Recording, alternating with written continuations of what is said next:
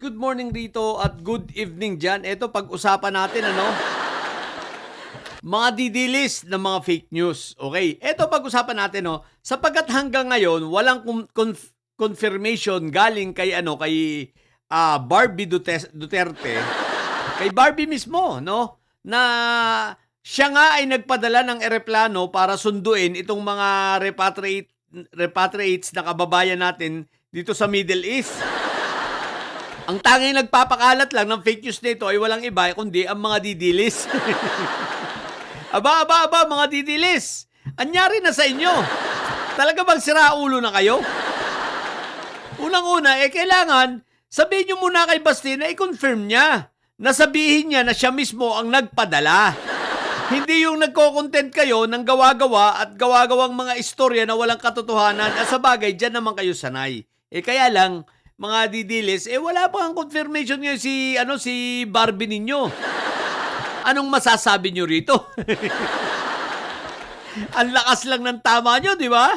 Sabi ko sa inyo medyo sobrang lakas ng tama ninyo. At eto pangalawa, hintayin natin ang although sa nangyari sa Antipolo na election, mukhang mananalo ay itong si Bong Acop, ang anak ni Congressman Acop. Kaya lang, ayoko pa siyang i-content. Hintayin natin pag lumabas na ang resulta, tsaka ako kayo bibirahin.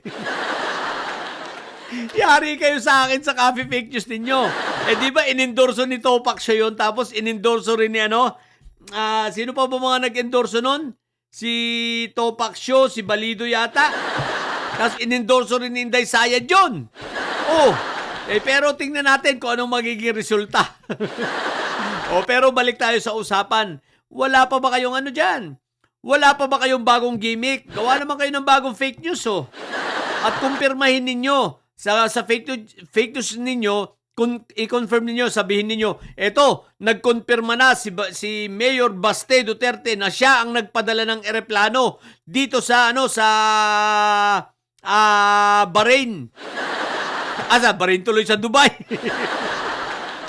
Tsaka sa Qatar, di ba?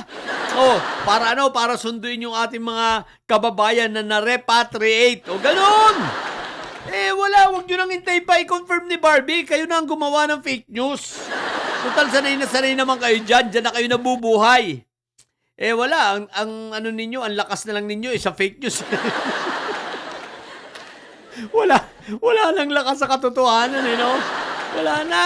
Ubus na kayo. Ang lakas nyo na lang ay sa fake news. Sa paggawa ng mga kalokohan fake news.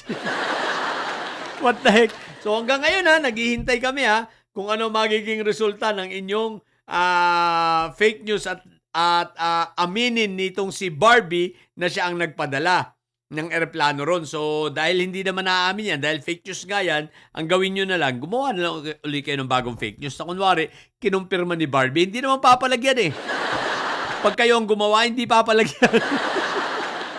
At aangkinin niya na totoo. Di ba nga? So yun lang. Sa mga bobong didilis at may saya dyan, nanyo, ang tatay nyo ay karton. Manatili kayo mga bobo at may saya. Sapagkat ang may saya, lagi high blood.